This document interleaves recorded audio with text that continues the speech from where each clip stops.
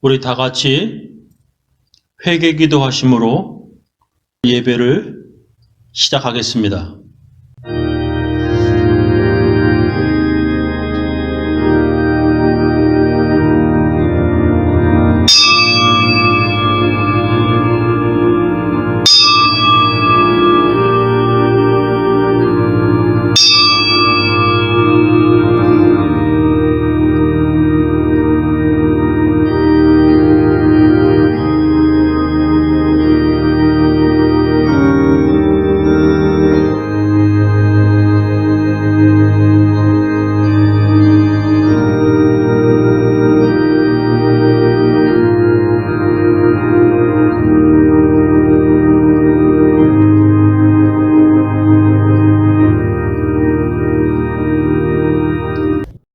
하나님 아버지, 오늘은 2026년 8월 첫째 주일, 8월 2일입니다. 오늘 8월 첫째 주일을 맞이하여 주님께서 저희들에게 주시는 말씀에 귀를 기울이고자 합니다. 주님 말씀 먹으며 주님 말씀 따라 주님 말씀에 순종하며 살려고 합니다. 주님 말씀하여 주시옵소서. 주님의 말씀에 은혜 받으며 감사하며 주님 백성답게 살기 원하오니 성령님 도와주시옵소서. 각 처소에서 예배드리는 주의 백성들을 축복하오니 하나님 복 주시옵소서. 예수님 이름으로 기도합니다.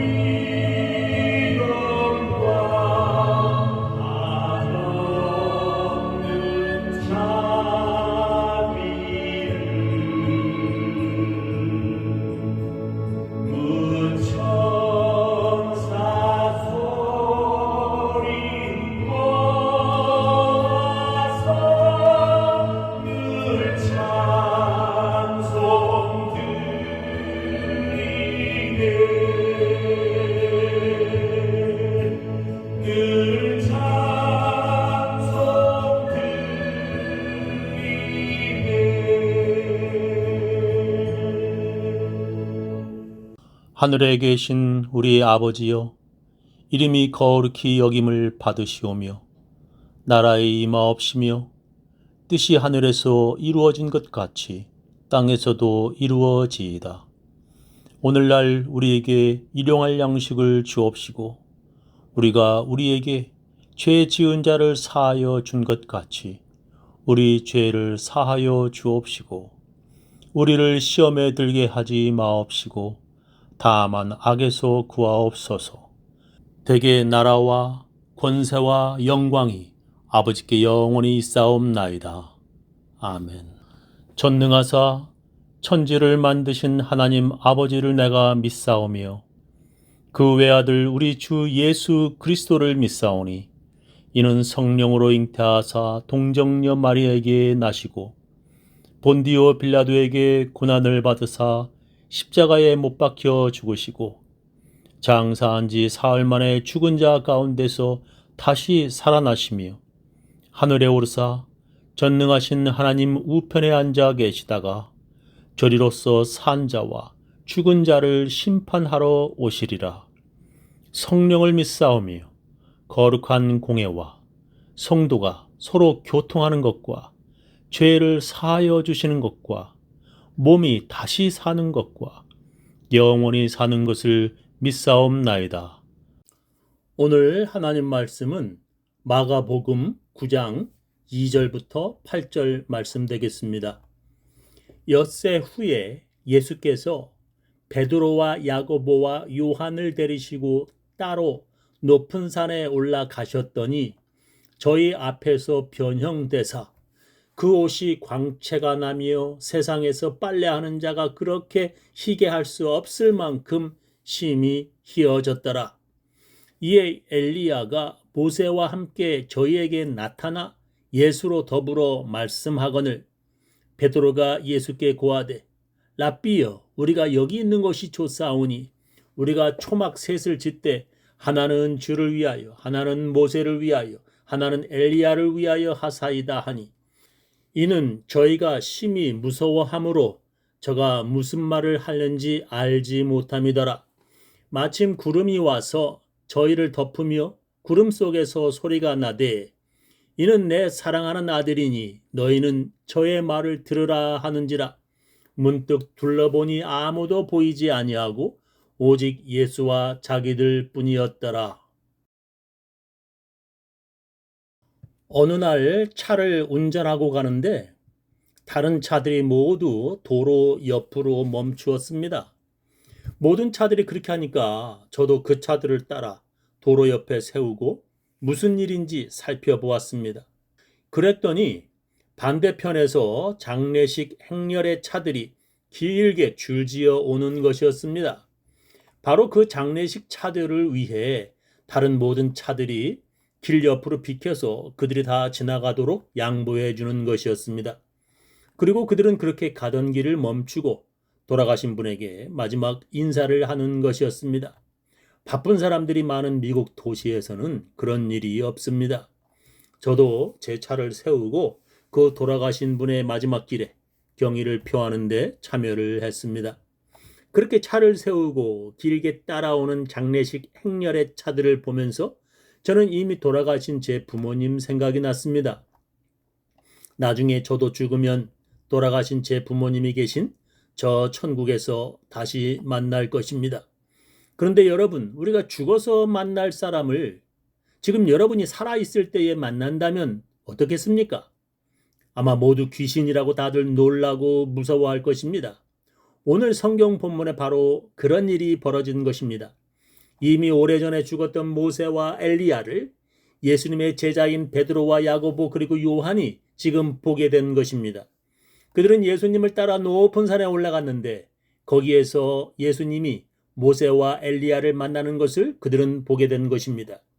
근데 그 모습이 더욱더 놀라운 것은 예수님의 옷이 광채가 나고 그 누구라도 그렇게 하얗게 할 수 없을 만큼 변형되었다는 것입니다. 오늘 제 설교 제목은 영광스러운 모습으로 변모하시다입니다. 오늘 성경 본문에서 마가복음에서는 예수님의 옷이 하얗게 변형되었다고만 기록합니다. 그러나 누가복음에서는 예수님의 얼굴도 변했다고 기록합니다. 그것은 예수님이 나중에 하나님의 나라에 가신다면 변형될 얼굴과 옷인 것입니다. 베드로와 야고보 그리고 요한은 지금 살아있을 때에 예수님의 변형된 모습을 보았던 것입니다. 예수님께서 제자들에게 이렇게 말씀하셨습니다. 또 저희에게 이르시되 내가 진실로 너희에게 이르노니 여기 섰는 사람 중에 죽기 전에 하나님의 나라가 권능으로 임하는 것을 볼 자들도 있느니라 하시니라. 엿새 후에 예수께서 베드로와 야고보와 요한을 데리시고 따로 높은 산에 올라가셨더니 저희 앞에서 변형되사 그 옷이 광채가 나며 세상에서 빨래하는 자가 그렇게 희게 할 수 없을 만큼 심히 희어졌더라 했습니다. 그들은 높은 산에서 이미 하나님의 나라에 간 모세와 엘리야를 만나는 예수님의 미래의 영광의 모습을 본 것입니다. 그것은 바로 예수님이 말씀하신 죽기 전에 하나님의 나라가 권능으로 임하는 것을 볼 자들도 있다고 말씀하신 의미입니다. 베드로, 야고보, 요한이 그런 놀라운 영광스러운 장면을 본 것입니다. 그들이 그런 모습을 보고 얼마나 놀랐을까요? 말로만 듣던 위대한 지도자 모세와 선지자 중에서 가장 유명한 선지자 엘리야를 보고 그들은 엄청 놀랐을 것입니다. 너무나 놀란 베드로가 자기도 모르게 이렇게 예수님께 말했습니다. 이에 엘리야가 모세와 함께 저희에게 나타나 예수로 더불어 말씀하거늘 베드로가 예수께 고하되 랍비여 우리가 여기 있는 것이 좋사오니 우리가 초막셋을 짓되 하나는 주를 위하여 하나는 모세를 위하여 하나는 엘리야를 위하여 하사이다 했습니다. 그런 예수님과 모세 그리고 엘리야를 위해 초막 3개를 짓겠다고 예수님께 말하는 것입니다. 초막이라고 하는 것이 무엇입니까? 하나님께서 이스라엘 백성들에게 하나님의 도우심으로 이집트에서 해방된 것을 잊지 말라는 의미로 7일 동안 집을 떠나 초막에서 살라고 명령하셨습니다. 그것이 바로 유대인들의 초막절이라는 절기였습니다. 너희는 7일 동안 초막에 거하되 이스라엘에서 난 자는 다 초막에 거할지니 이는 내가 이스라엘 자손을 애굽 땅에서 인도하여 내던 때에 초막에 거하게 한 줄을 너의 대대로 알게 함이니라. 나는 너의 하나님 여호와니라 하셨습니다. 초막절은 이스라엘 백성들이 이집트 노예에서 해방되어 그들이 광야에서 그렇게 고생하던 것을 잊지 말라는 절기였습니다. 물과 먹을 것이 없는 광야에서 그들이 행군할 때 하나님께서 물과 먹을 것을 공급해 주셨던 것을 잊지 말라는 절기였습니다. 특히 이 절기는 유대인들이 모든 곡식을 다 수확하여 창고에 저장하고 먹을 것이 많던 때에 지키던 절기였습니다. 그것은 풍요로운 지금의 유대인들이 과거의 고난의 시기에 하나님의 은혜를 잊지 않으려는 절기였습니다. 그래서 지금도 유대인들은 그 절기가 되면 집 옆에 초막을 짓고 그 안에서 7일 동안 불편하게 살아갑니다. 사진들을 보시겠습니다. 사람들이 저렇게 자기 집 옆에 초막을 세우는 모습입니다. 그리고 초막절이 되면은 저렇게 사람들이 하나님께 감사하는 그런 추수감사절 같은 제사입니다. 또 저렇게 많은 사람들이 공터에다가 초막을 이렇게 지었습니다. 또 마을 사람들이 공터에 저렇게 집 가까운 곳에 초막을 짓고 사람들이 그 아파트 비슷한 그런 곳에도 옆에 초막을 지었습니다. 아파트 같은 높은 곳에도 저렇게 집 옆에 발코니에 초막을 진 것을 볼 수가 있습니다. 우리가 사는 미국의 추수감사절처럼 그들은 초막절에 그렇게 초막을 짓고 그 안에 살며 하나님께 감사함을 잊지 않으려는 것입니다. 그러니까 베드로는 그렇게 초막 3개를 예수님과 모세와 엘리야를 위해 짓겠다는 것입니다. 그렇다면 베드로는 왜 지금 초막을 짓겠다는 것입니까? 성경은 그 이유를 이렇게 기록합니다. 베드로가 예수께 고하되 랍비여 우리가 여기 있는 것이 좋사오니 우리가 초막 셋을 짓되 하나는 주를 위하여 하나는 모세를 위하여 하나는 엘리야를 위하여 하사이다 하니 이는 저희가 심히 무서워함으로 저가 무슨 말을 하는지 알지 못함이더라 했습니다. 왜 그들이 그렇게 말했냐면 그들이 심히 무서워함으로 베드로가 무슨 말을 해야 할지 몰라서 그랬다는 것입니다. 다른 한국 번역 성경으로 읽어보겠습니다. 공동 번역입니다. 베드로는 다른 제자들과 함께 겁에 질려서 무슨 말을 해야 좋을지 몰라 엉겹결에 그렇게 말했던 것이다 라고 번역을 했습니다. 베드로가 겁에 질려서 무슨 말을 해야 좋을지 몰라서 엉겹결에 그렇게 말했다는 것입니다. 저는 베드로가 그렇게 말한 그 이유를 좀 더 생각해 보기로 했습니다. 제 생각에는 베드로가 모세와 엘리야 같은 아주 유명한 사람을 보고 너무나 놀라서 그랬을 것이라고 짐작을 해봅니다. 만약에 여러분이 이미 오래전에 죽은 사람을 봤다면 어떻겠습니까? 그것도 그렇게 너무나 간절히 보고 싶었던 사람을 말입니다. 어떤 사람은 이미 오래전에 돌아가신 부모님을 다시 만나보고 싶은 사람도 있을 것입니다. 어떤 사람은 역사 속에 유명한 알렉산더 대왕 만나보고 싶어하는 사람도 있을 것입니다. 대부분 유대인들에게는 성경 속의 인물을 다시 만나보고 싶다면 아마 그 중에 모세와 엘리야 같은 사람일지도 모릅니다. 그런 위대한 지도자 모세와 선지자 중에 선지자인 엘리야를 자기 눈으로 직접 본다면 그 사람은 어떤 상태일까요? 아마 그 사람은 너무나 놀랍고 당황스러울 것입니다. 그래서 그런 장소에 베드로는 무엇인가 기념으로 남기고 싶다는 생각을 했을 것입니다. 바로 그것이 베드로에게는 초막 짓는 것이라고 저는 생각을 해봤습니다. 자기 눈으로 직접 그 유명한 모세와 엘리야를 봤다는 것입니다. 그런 위대한 사람들을 자기가 죽어서 하나님 나라에 가야만 만날 수 있는데 지금 살아있을 때에 그가 보았다는 것입니다. 그에게는 얼마나 놀랍고 영광스러운 것이었겠습니까? 베드로의 눈에는 예수님보다 모세가 더 위대하고 어쩌면 엘리야 선지자가 더 대단하다고 생각하였을 것입니다. 지금도 유대인들은 다들 그렇게 생각합니다. 예수보다 아브라함이 더 위대하고 그리고 모세와 엘리야가 예수보다 더 위대하다고 유대인들은 그렇게 생각합니다. 어떤 은행에 권총을 든 강도가 들어왔답니다. 은행에서 일하는 사람에게 강도가 총을 겨누며 돈을 가방에 담으라고 명령했습니다. 그 점원은 돈을 가방에 담아 강도에게 건네주었고 그 강도는 순식간에 그 돈가방을 들고 도망을 갔습니다.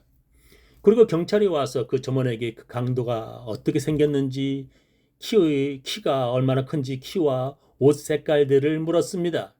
근데 그 은행 점원은 그 강도의 얼굴이나 키, 옷에 대해서 아무것도 생각나지 않는다고 말했습니다.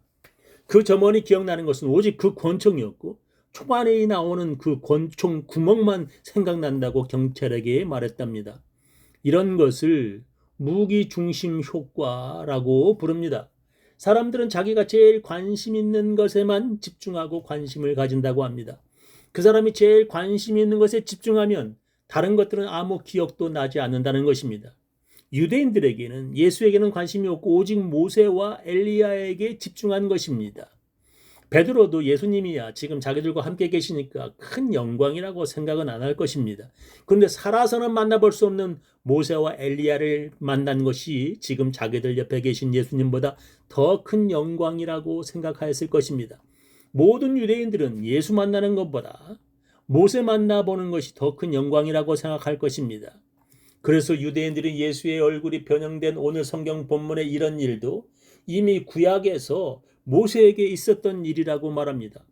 모세가 시내산에서 십계명을 하나님께 받고 내려올 때에 그의 얼굴이 너무나 광채가 나서 사람들이 그에게 가까이 하기를 두려워했습니다. 그래서 모세가 수건으로 그의 얼굴을 가려야 할 정도였습니다. 지금 예수의 얼굴과 옷이 변한 것도 이미 오래전에 모세가 변형되었던 것을 모방한 것이라고 그들은 주장합니다. 그래서 어떤 사람들은 지금도 하나님을 만나 많은 하나님의 율법들을 직접 받은 모세를 하나님께 아무런 율법을 받지 않은 예수보다 더 큰 하나님의 사람이라고 여깁니다. 그래서 그들은 예수 믿는 것도 중요하지만 하나님의 계명들을 지키지 않으면 구원받지 못한다고 생각합니다. 그래서 많은 사람들이 예수 믿는다는 사람들이 하나님의 계명조차도 다 지키지 못하는 것에 손가락질을 해야 됩니다. 예수 믿는 것들이 하나님의 계명과 율법을 다 지키지 못함으로 세상 사람들에게 손가락질을 받고 있습니다. 자기들도 다 지키지 못하면서 예수 믿는 사람들만은 다 지켜야 한다고 너무나 큰 기대를 걸고 있습니다. 예수님은 그런 율법을 다 지켜야 구원해주는 그리스도가 아닙니다. 예수는 그런 율법을 다 지키지 못하는 죄인들을 위해 대신 죽으신 그리스도이십니다.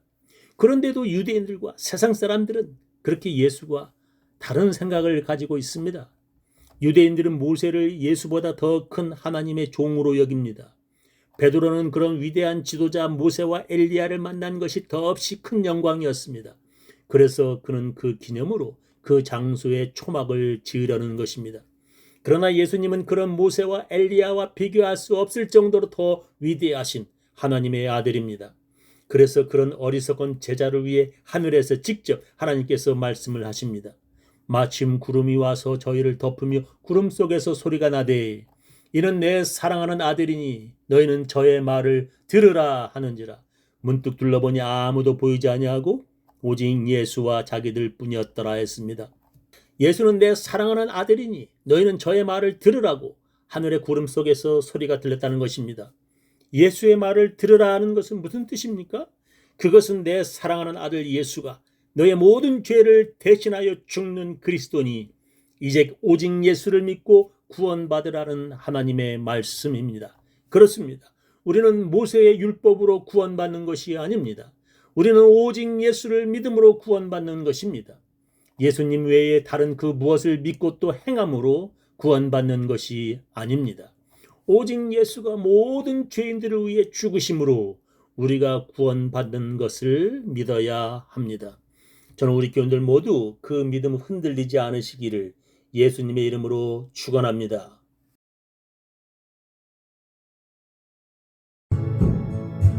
성도여 함께 할렐루야 아멘 주 찬양하여라 할렐루야 아멘 주 보좌 앞에서 택하신 은혜를 다 찬송하여라 할렐루야 아멘 만문을 열어라 할렐루야 아멘 온 하늘 울려라 할렐루야 아멘 인도자 되신 주 친구가 되신 주 그 사랑 끝없다 할렐루야 아멘